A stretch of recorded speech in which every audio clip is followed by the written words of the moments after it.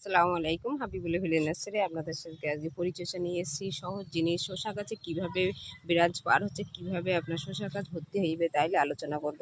তাই শসা গাছে দেখেন যেগুলো আপনাদের সামনে বসিয়েছিলাম বড় এতে সবজির খোলা দিয়ে কত সুন্দর, আর মাটিটা হালকা উপরে দিয়েছি, 30% মাটি দিয়েছি, আর গোবর সার সমস্ত, আর শস্য পচা খোলা যে খোলা থাকে সেটাও দিয়েছি, দিয়ে এইগুলো সব বেডটা ভর্তি করেছি, ছাগলের নেদি দিয়েছি, দিয়ে ভর্তি করে দেখেন আমার গাছের গ্রোথটা কত সুন্দর। আর কত সুন্দর এই যে শসা গাছটা এক ঝাড় হয়েছে, আর একসঙ্গে মাচানে উঠলে অনেকটাই ভর্তি হয়ে যাবে।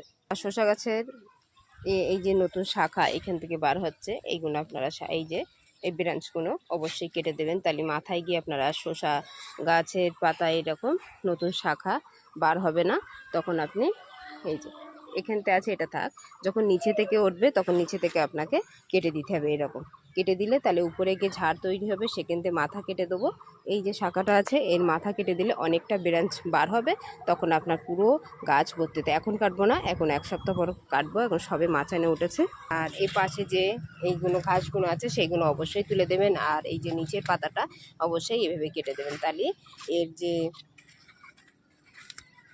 যে জোরটা একটা গাছের থাকে সেই জোরটা তাহলে আর মাথায় গিয়ে উঠবে, নিচে গোড়ায় আর পাতার জন্যে এ থাকবে না। তো এইভাবে আপনারা কেটে দেবেন। দেখেন সব কটা কেটে দিয়েছি, এগুলো আপনারা ফেলবেন না, এগুলো আপনারা একটা পাত্রে রেখে এটাও লিকুইড তৈরি করতে পারবেন। তা সব কটা শসার এইভাবে করলে আপনার মাচান দেখেন মাচানে ভর্তি হয়ে যাবে, মাচান অনেক কিছু ভর্তি হয়ে যাচ্ছে, সবে উঠছে।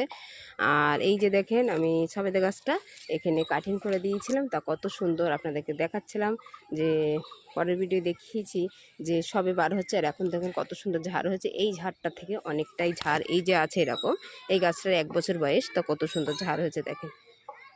তা আজকে পরিচর্যা যদি আপনাদের ভালো লাগে, শসা গাছ কীভাবে আপনারা মানুষ করে মাচানে তুলবেন, যদি ভালো লাগে একটা লাইক শেয়ার সাবস্ক্রাইব। ভালো থাকেন, সুস্থ থাকেন, আল্লাহ হাফেজ।